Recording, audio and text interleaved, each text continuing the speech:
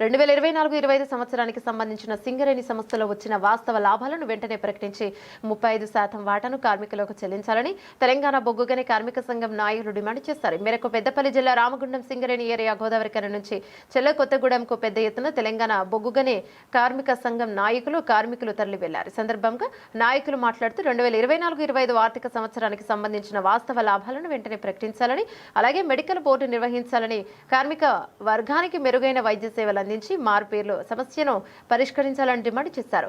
సింగరేణి ప్రైవేటీకరణకు వ్యతిరేకంగా కార్మిక వర్గం కలిసికట్టుగా పోరాడాలని పిలుపునిచ్చారు. కార్మికుల సమస్యలను పరిష్కారానికి తెలంగాణ బొగ్గుగని కార్మిక సంఘం పోరాడుతుందని తెలిపారు. సింగరేణిలో అరాచకం నడుస్తూ ఉన్నది. అరాచక పాలన, రాజకీయ నాయకుల జోక్యం ఎక్కువై ఎమ్మెల్యేలు, ఎంపీలు, మంత్రులు మాత్రమే చెప్పింది పరిష్కారమై కనీస రోజువారీ సమస్యలు కూడా పరిష్కారం కానటువంటి పరిస్థితి సింగరేణిలో నెలకొని ఉన్నది. ఎన్నలేని విధంగా సింగరేణి అధికారులు ఎమ్మెల్యేల చుట్టూ, ఎంపీల చుట్టూ, మంత్రుల చుట్టూ తిరిగే ఒక దౌర్భాగ్యమైనటువంటి పరిస్థితి నెలకొని ఉన్నది. ఫలితంగా బొగ్గుబావుల మీద రోజువారీ సమస్యలతో పాటు దీర్ఘకాలికంగా కార్మికులు ఎదుర్కొంటున్నటువంటి సమస్యల పరిష్కారానికి గుర్తింపు ప్రాతినిధ్య సంఘాలు అసలే ప్రయత్నం చేయడం లేదు. దాని మూలంగా ఇప్పటికే ప్రకటించవలసినటువంటి లాభాల వాటా ప్రకటించలేదు.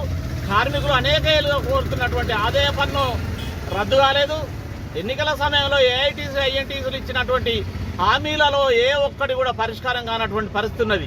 ఈ పరిస్థితులలో పోరాటమే ధ్యేయంగా, పోరాటమే మార్గంగా మొదటి నుండి కూడా అంటే సింగరేణి తెలంగాణ బొగ్గని కార్మిక సంఘం ఆవిర్భావం అయినప్పటి నుంచి కూడా పోరాట మార్గాన్ని ఎన్నుకున్నటువంటి తెలంగాణ బొగ్గని కార్మిక సంఘం దానిలో భాగంగానే వెంటనే లాభాల వాటాను ప్రకటించాలని, ఐటీని రద్దు చేయాలని, ప్రతి నెల మెడికల్ బోర్డు నిర్వహించి 90% మంది కార్మికులను ఇన్వాలిడేషన్ చేయాలని, ఇట్లా అనేక రకాలైనటువంటి సింగరేణి కార్మిక సమస్యలను పరిష్కారం చేయాలని ఇవాళ కొత్తగూడెం హెడ్ ఆఫీస్ ముందు పెద్ద ఎత్తున ధర్నా చేయబోతున్నాం.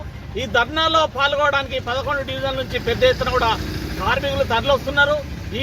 ఈ కార్యక్రమం విజయవంతం చేయడం ద్వారా సింగరేణి కార్మికుల సమస్యల పరిష్కారంలో ఒక మెట్టు అయితే అధిగమించబోతున్నాం. దాని తర్వాత భవిష్యత్తు కార్యాచరణ ప్రకటించి సింగరేణి కార్మికుల సమస్యల పరిష్కారం అయ్యే వరకు తెలంగాణ బొగ్గని కార్మిక సంఘం రాజీ లేని పోరాటం చేస్తుందని